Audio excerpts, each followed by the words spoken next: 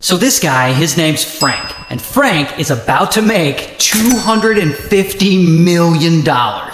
So Frank lives in Quebec, where he owns a small factory that makes brake pads, and dude is just tired of working. So one day he sells his brake pad business and basically says, "F this, there has got to be an easier way to make money." And that is when he decides, why don't I just make money myself? Like literally, just make the money and print it myself. And so Frank, he starts reading up on how to print money. And he chooses the US dollar because it's a good exchange rate and it's used in a lot of countries. And he spends the next year and a half studying and learning everything he can about the dollar. And he goes on government websites to find out the exact kind of paper it's printed on and what the specific security measures are. And then, using a fake email address, he reaches out to a bunch of paper mills across Europe because you need a specific kind of paper to print money on. And then finally, he finds a paper mill in Germany that has it. And he gives them a bullshit story and they agree to provide the paper to him. And once this order is finally printed, it'll be the equivalent of $250 million. But Frank, he doesn't plan on spending this fake money. No, that would be too risky. Instead, he's gonna sell the bills to other people at 30% of their face value, which means when all is said and done, he'll make $80 million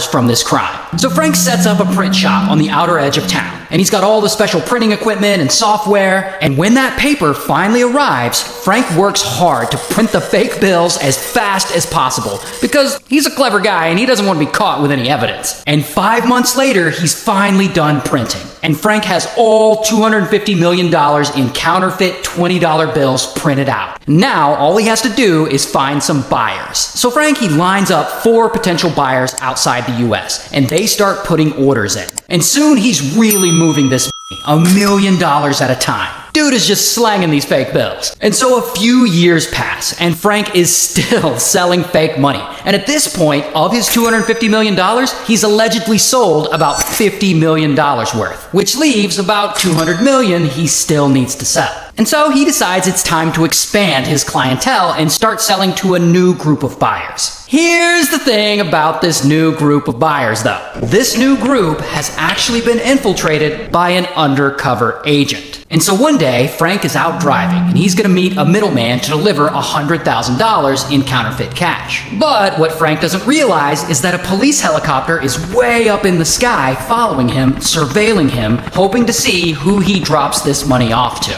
And soon after that, Frank, he's staying at his girlfriend's house one night, and he's asleep. And then, around 5 a.m., they hear a banging on the front door. And he answers it, and it's the Royal Canadian Mounted Police and a couple of U.S. Secret Service officers. And bam, they arrest Frank. And they search the house and his car, and they find a printing press and $949,000 of the fake money. So they throw Frank in jail, and he waits there for his trial. Now, Frank is in Canada, so he's sitting there in jail thinking, they're gonna be chill about this. Canadian laws are no big deal. I'm not gonna be in jail for very long. But the US Secret Service makes sure to let him know that in the US, this actually is a big deal, and that they wanna extradite him there, where he'll be facing up to 60 years in prison. And Frank is like, oh shit. Now, Frank actually has a lawyer, a really good lawyer. And this lawyer argues to the court that when the police helicopter was following him to the buyer's house that day and they were surveilling him, they didn't actually get Frank on camera carrying the counterfeit money and handing it to the buyer. Which, he's right, they didn't get him on camera doing that. And therefore, because they didn't get Frank on camera committing the crime, the search warrant they used to search his girlfriend's house was unlawful. That's what the lawyer is arguing. And the court actually agrees. And then they suspend Frank's extradition to the US. And about 6 weeks later, they let him out of jail, while Canadian police try and gather more evidence against him. Once they inevitably get that evidence, Frank is going to be going to prison for a long time. Until Frank's court date eventually comes, and while he's walking into court, he's like nervous as shit.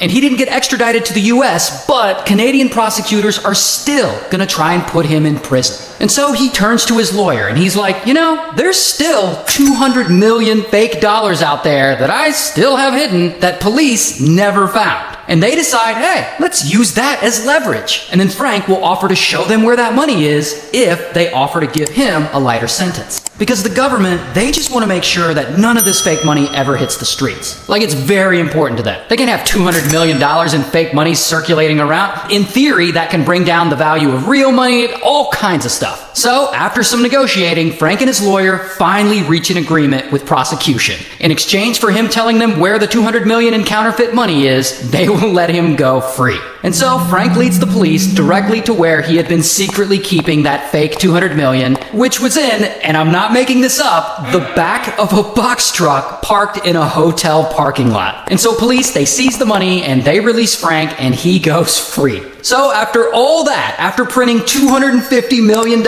in counterfeit bills, he only spent a total of 6 weeks in jail. Shout out to Quebec.